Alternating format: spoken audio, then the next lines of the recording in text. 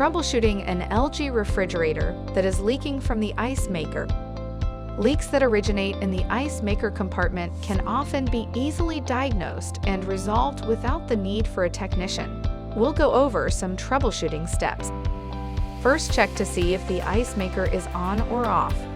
If it has been turned off, the ice will melt and could cause leaks. Be sure that the ice maker door is closed completely. If the door is accidentally left ajar, the cold air will escape, eventually causing the ice to melt. A broken ice tray can also cause a leak. Inspect the bottom of the tray for any cracks. Leaks can occur if the ice bin is not inserted correctly. Remove the ice bin and reinsert it fully into place. If the refrigerator water lines were not purged after a new installation, or after installing a new water filter, air in the water lines can cause leaks. Try flushing out the air by dispensing 2 to 3 gallons of water, then see if the leak resumes.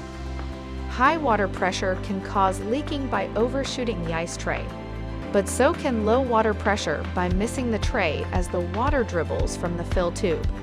Check your home saddle valve that supplies water to your refrigerator. If the valve is open or closed all the way, you may need to contact a plumber to adjust the water pressure.